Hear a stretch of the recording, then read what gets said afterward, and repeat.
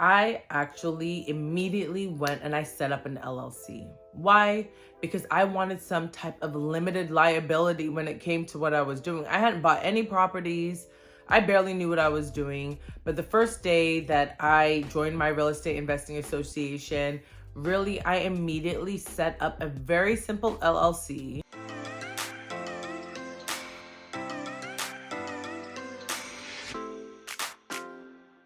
What's up, everyone, and welcome to Real Talk with Olamide, where we talk about all things real estate.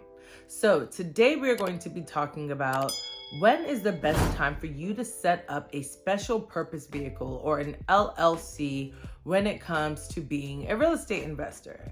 I will start off by saying that I am not an attorney, y'all. I didn't go to law school. I am not an attorney in any sense of the word at all. But I do have some thoughts, but this is not going to be any type of legal advice. This is a very strong disclaimer. Make sure that you talk to the appropriate professional or an attorney when it comes to you actually setting up your entities. What I'm going to do is share my story when I got my entity and just my situation, and then you can make the best decision for you by doing research and talking to an actual attorney, okay? So again, not an attorney, okay? So, gotta make it really clear these days. When I first got started investing, I just got an LLC. I created a name, I created a website, and I just got my LLC started. So, a lot of times if you're setting up an LLC online, whether it's InkFile or something, they're gonna give you a very simple operating agreement. Now, is that operating agreement really gonna protect you that much if someone was trying to sue you? I'm not an attorney, but it depends. It's not the strongest operating agreement in the world, but it was something. And I felt comfortable with starting with something. I knew that later on I would want to get more serious and get a stronger operating agreement, a better put together LLC, but I just wanted to start somewhere. I wanted to start and just know that as I started to writing up contracts, I didn't want my name on it. I wanted an LLC on it. Whether it was a weak LLC or a strong LLC, I just wanted an LLC. So I got an LLC right away. Again, I am not an attorney. I'm not giving you legal advice. I'm just sharing with you what I did. I went to inkfile.com and I got an LLC, and that's the LLC that I used when I first got started. So to answer the question, I started right away with an LLC. Some people don't. I've seen some people that have, just started off, and they start off with putting the properties in their name. They start off with writing up contracts with the properties in their name. I'm just not that person. I just said, you know what? I'm just going to go ahead and start with this couple $100 LLC. Is it the best LLC in the world? Honestly, it was just okay.com. But at the end of the day, I felt more comfortable using this just LLC that I bought online rather than using my own name. And why is that? It's because I wanted limited liability. And again, I am not an attorney, but when it comes to, a lot of times you'll hear people say, should I buy the property in my own name or should I buy in an LLC's name? 9 times out of 10, or probably 9.99999 times out of 10, unless I absolutely have to buy a property in my name because I'm getting some type of loan that absolutely requires, which if I have to buy a property in my name, then I'll do it. But 99.999 times out of 10, I am buying a property in my LLC. Why? Because I want limited liability. If something happens to someone on the property, do you want them to be able to sue you, or do you want them to sue your LLC? You want them to sue.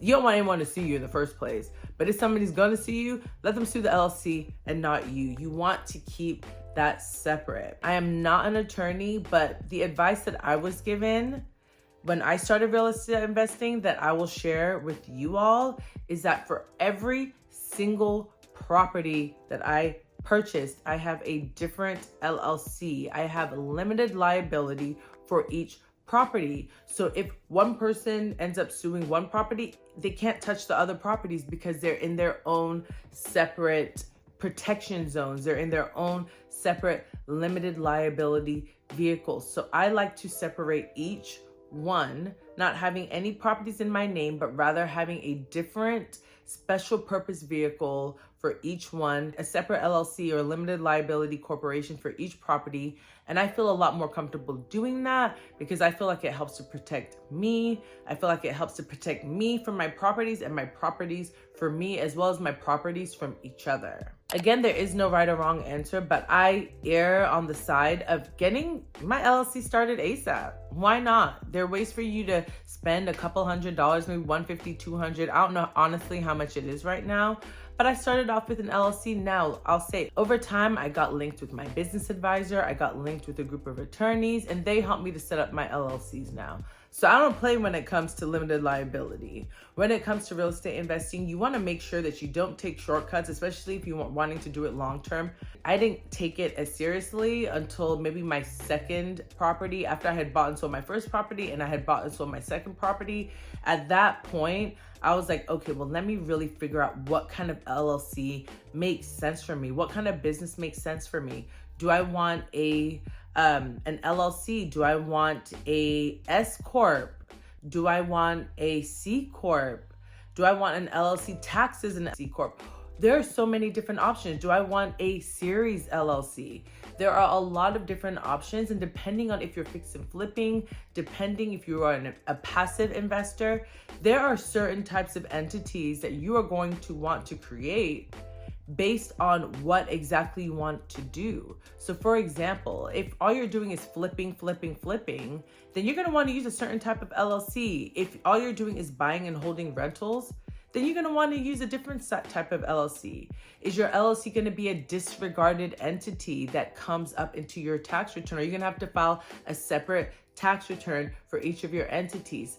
It can get very complex, which again is why I say make sure that you talk to the appropriate professional, that you can go ahead and speak to them about what exactly you want to do. What is the intent of your real estate investing purchase? Are you wanting to hold it long term? Are you wanting to make it an active flip and to sell it within 12 months? What exactly are you wanting to do? You want to make sure you know that so that you can create the right entities. That way you will be taxed appropriately, and you can protect yourself in the appropriate way. So those are my thoughts. Thank you for tuning in to Real Talk with Olamide, where we talk about all things real estate.